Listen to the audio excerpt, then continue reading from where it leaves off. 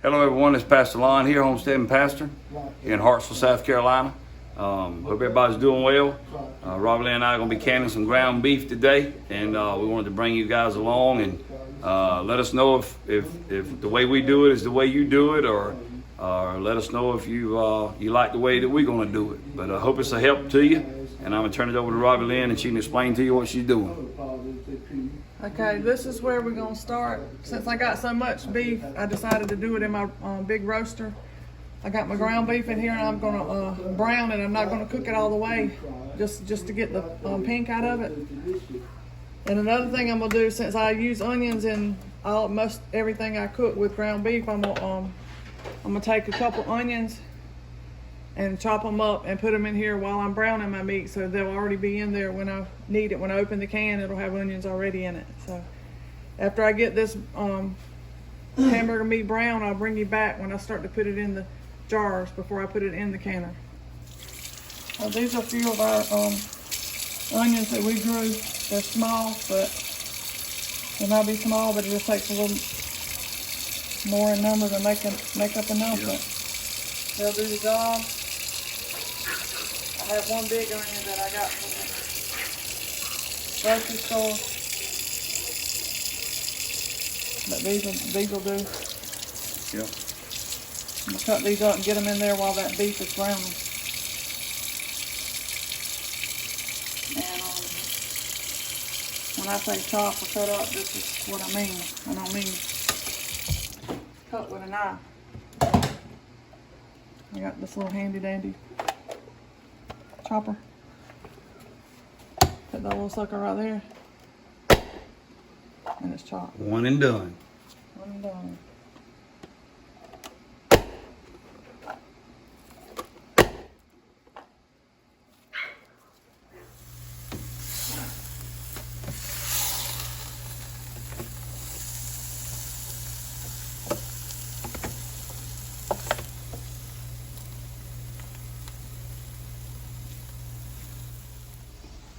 While my hamburger meat is browning some, instead of hot water in my jars, I use a beef base. Like this is what I use, but you can use beef bouillon or whatever just to give it a better flavor. This is the beef base you can buy, but I do use the little bouillon. You can use the bouillon cube or whatever. Just a beef base is what I use. Get this hot, and when I put my meat in the jars, I'll put the liquid in. This will be my liquid. Instead of hot water, I use this. Oh, it has much flavor. More flavor, yeah. Flavor. But my beef is almost as close to being ready to go in the jars, so I'm gonna go ahead and get this heated up. And then we'll be putting it on the... Then I'll put it in the can. And we'll show you that process when we get there.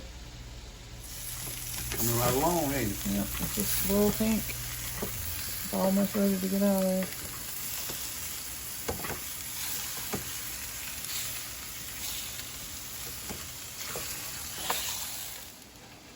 That roaster you're using there to brown that beef, that's a blessing there, isn't it? It's a very wise investment.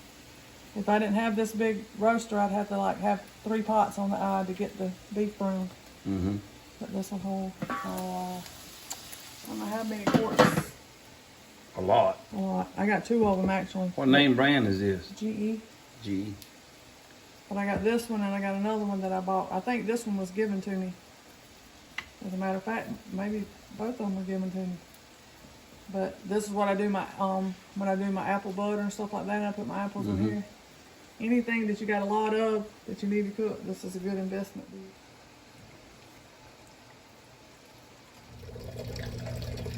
Okay, y'all. Robbie Lynn's finishing browning the beef inside in the roaster. I'm gonna come out here and light this stove, both these burners. We're gonna do them both at the same time. We got the amount of water that required, I think, 3 quarts in each pot. And I'm gonna go ahead and get these babies lit so they can get the water to start boiling. Start the process.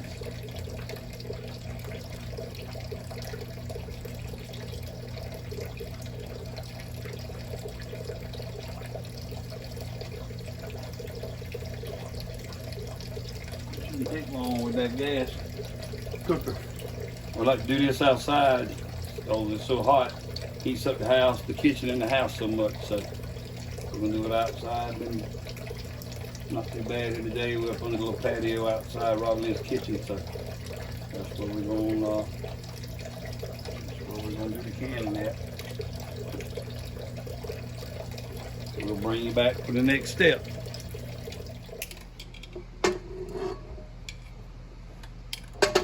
This is what I'm using to get my jars hot before I put the beef in.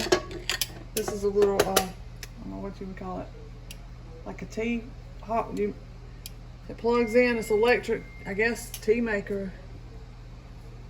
You just fill it up and then push a little button and it'll heat it up in like a couple of minutes. It heats it up quick. Hot water, real quick.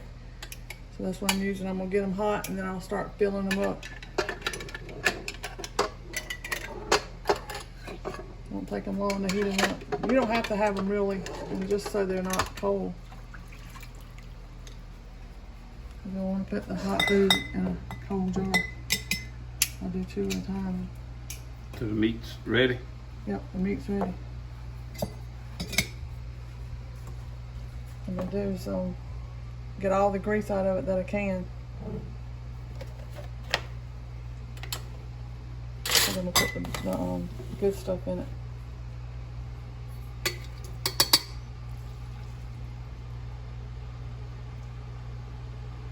You're still gonna have some fat in there, but some people say that's what makes it good.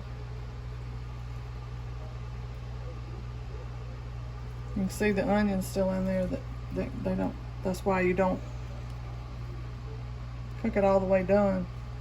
You see the onions still in there? Yep. You gotta leave how much head space in there? You're gonna leave 1 inch head space. You don't want to pack it tight because you want the juices to go down through there.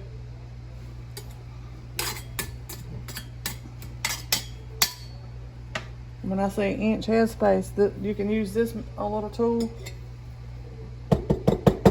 Might be got too much in there anyway.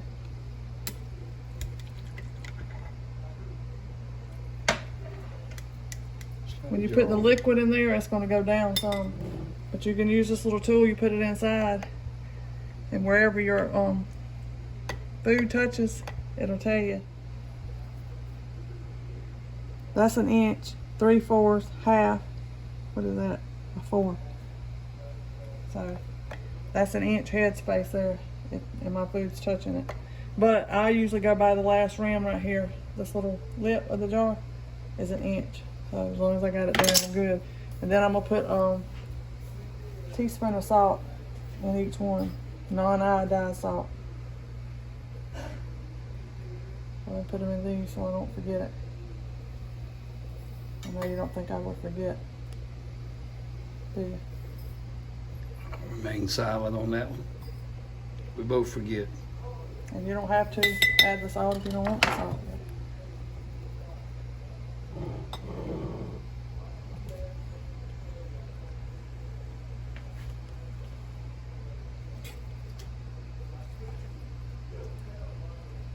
You can go ahead and put me in another jar in that hot water if you want to.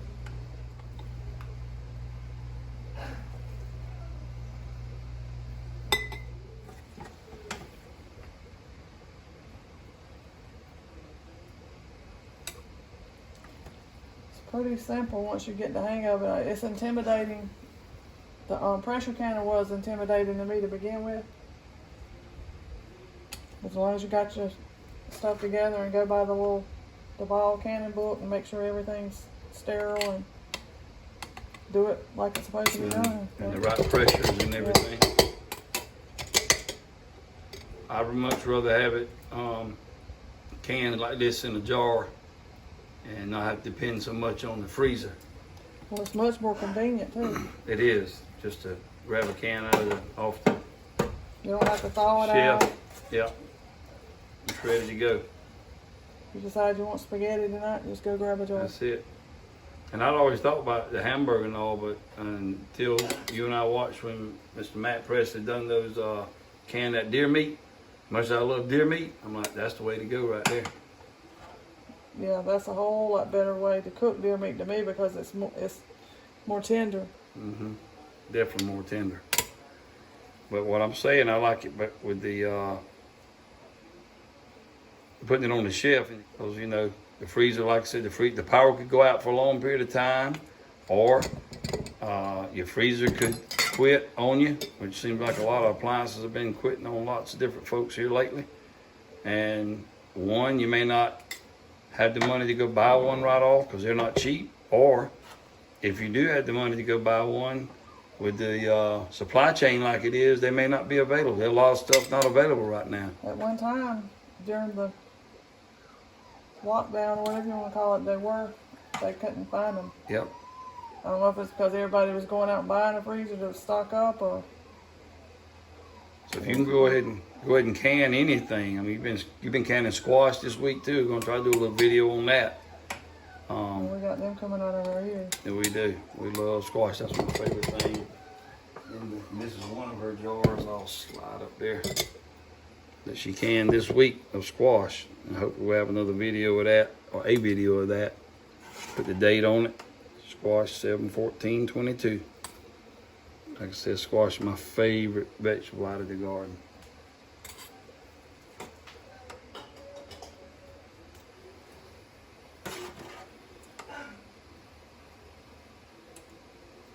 All right, we'll bring you back to the next step.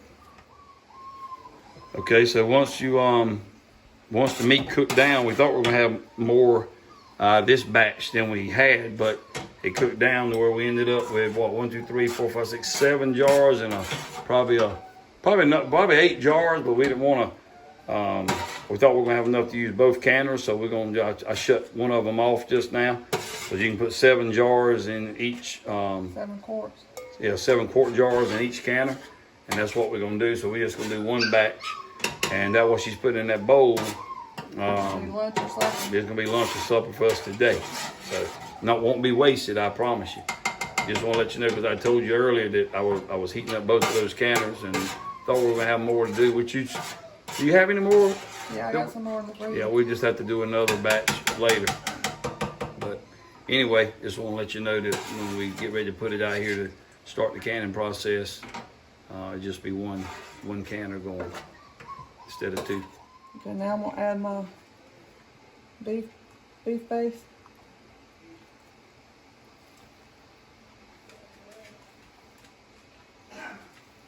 That just makes it look good. And the onions and the salt, and then adding that to it. Make sure you debubble it. Yep. See those bubbles coming out? Yep. Down in that middle. Like I said, once you do that, you got a little bit more space to put some juice or whatever. Some people just put the hot water. And it's fine. It's just a preference.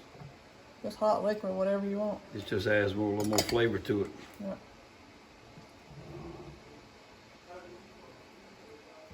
Put this one closer so I don't make a mess. You know I don't make a mess.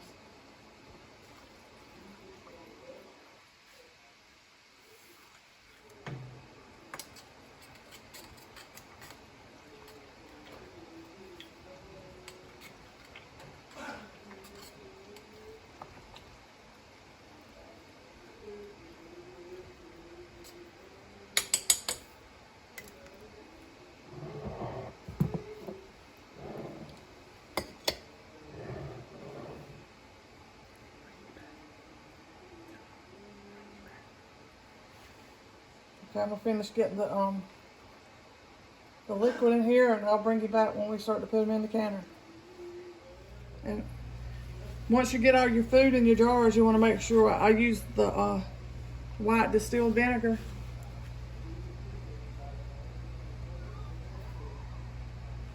Just plain white vinegar. You want to wipe down your jars real good to make sure, especially with something like I'm doing now, with the grease in it. Go around your jar and make sure you get any grease or fat or anything that might be on the jar. If you don't, then it won't seal. And make sure you get it real clean. Also, you said they need to make sure they get it up. Well, you want enough To the- liquid in there so it don't, when it cooks, when it does the pressure canning, that it don't, the liquid don't fall down. And exposed to meat. Yeah. Yeah. And then you get your clean lid, flatten your rim, and finger tight, and then that's ready for the canner. But this is an important step, especially when you're doing something that's got a lot of fat or grease in it. You might not think you got anything on there, but the least little bit, and it'll cause it not to seal. And if it don't seal, it's Then all you gotta eat it. worthless. Yeah, you got. Well, I mean, as far as storing it, Yeah, you got to go ahead and eat it. you can go ahead and eat it. Or, yeah, It won't be wasted, but it won't be. it's a lot of effort, you know, just to cook some beef to eat. Yeah, that's why you need to go by every step. Make sure you. Well, it's very important to do stuff right. If you get any bad stuff in there and can it, and then it's something bad in there, then your family's gonna pay the price. Yeah, then it's burnt later on. You should be able to tell when you open it though if it's bad.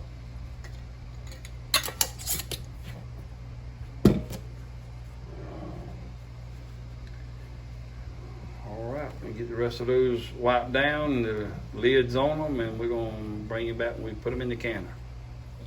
Okay, so we got our water in there and got it boiling. And we placed all the jars in there, and the lid set on it. And then this little valve right here, once it starts spewing steam out, you're gonna let that steam. You gotta let that steam for 10 minutes before you put your weight on there to make sure you get all the air out of the canner. That'll steam for 10 minutes. Then you put your weight on it. And where we are, our location is 10 pounds of pressure for 90 minutes for ground beef. So once that starts, you watch that, it's already fixing to start. Yep. It's got to be a steady stream of And then put your weights steam on there. for 10 minutes. Yep. Then put your weight on there. And I use the my gauge and my weight because my little gauge, once it gets to 10, my little thingy's not jiggling.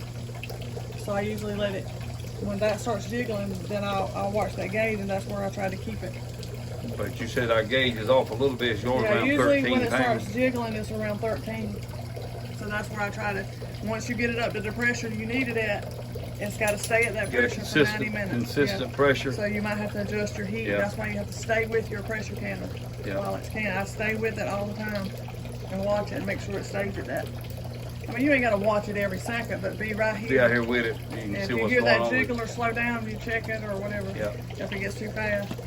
You can see right there it's already starting to steam Yep. some. But you want a steady steam. That purges all the Yeah. air out of the canner. All right. Pressurize. All Well, right. like I said, we don't need the other one. Yeah, Which this is my favorite canner anyway. This is the Presto, and this is a T-fall. I don't like that one. I'd rather cook in that one. starting to spew, getting all the air out of it. Well, see, I do can on my glass top stove, which some people don't, but I do, and it takes a whole lot longer.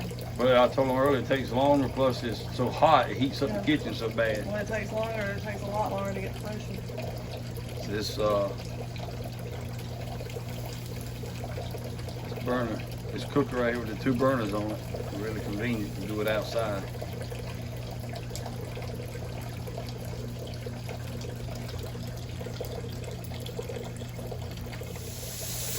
Okay, it's been 10 minutes. We're gonna add a little weight and watch the pressure build and look for the little weight to start doing this little hula dance.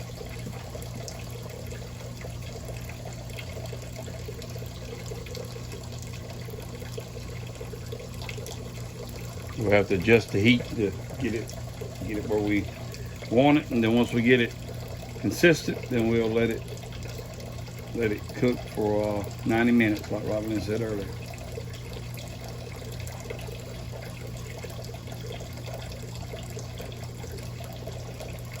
Okay, I think we got the pressure regulated on it. The little weight has been doing this little hula dance now consistently for a little over a minute or two.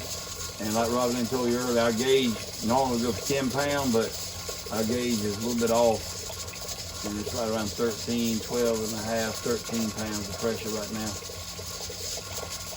But it's got the weight doing for the hula dance, so that's kind of what we go by. So for 90 minutes, we're gonna let it ride, and we'll bring you back when we bring them out of the kennel.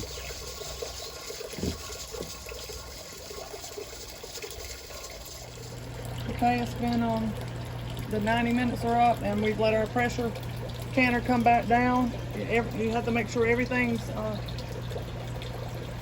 the dial goes back down to 0 and everything's cool. Just let it sit and do its thing. Don't bother it until it's finished doing what it needs to do. As you can see, they're still bowling. Yep. And take these out, I'm gonna set them on a cloth on the counter and leave them alone for like 24 hours. And then I'll come back and take a cloth and wash down the sides and take the rim off and write the date and what's in it. All right. And there you have it.